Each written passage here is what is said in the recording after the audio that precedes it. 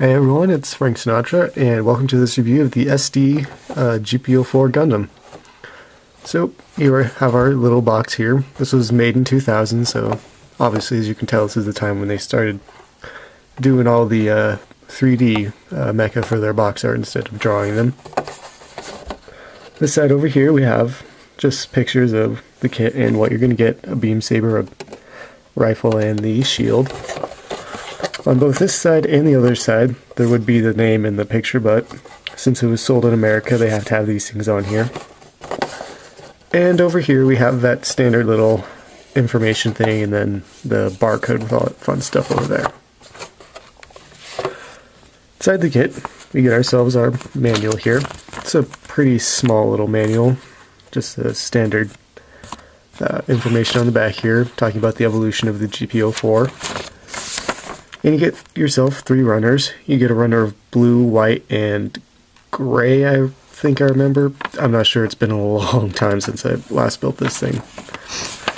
But here's our just basic assembly. There's really not much to it. There are no poly caps, it's all plastic. So, you also get, lastly, a set of glossy decals, just for detail marking if you don't paint your kits. But yeah, let's just lower this camera down. And here we have our SD GP04. And it's a pretty neato petito little kit, especially if you get around to painting it, which I always highly suggest for SD kits. For articulation, we have our head. It's on a peg joint in there. You can go left about that far, right about that far, and there's really no up and down since it's a peg.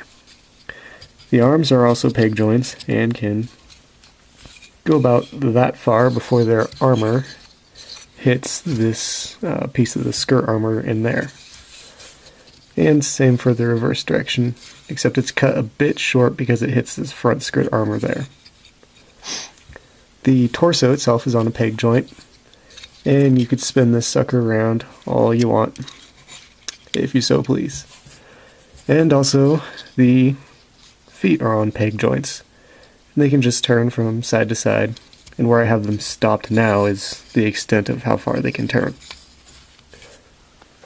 Now then, for the accessories, here's our first little beam saber, and when it's not painted, like mine is, the paint added an extra, like, what, half a millimeter to the actual width of it, so it makes it so I can't really put it in the hand. But when you do get it, and if you don't paint the hilt, it should be able to fit into the hand just fine.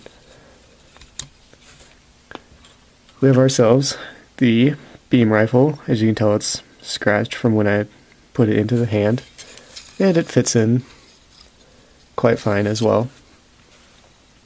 And lastly, we have ourselves a little shield here, and it's, instead of a circular peg, it's that kind of squarish one, but no matter, it fits in just fine. But yeah, I really do like this kit. It's just a nice little display piece, and if I can find a Dendrobium in a GP03, I'll be able to complete my GP series and have them sitting on my TV stand. But yeah, if you got, what is it, $6 odd to spend on a Gunpla kit, this is well worth your time, especially if you paint it. I mean, if you paint it, you'll definitely have fun doing all the little details on here. I know I did. But yeah, I guess that's it, and I'll see you all next time.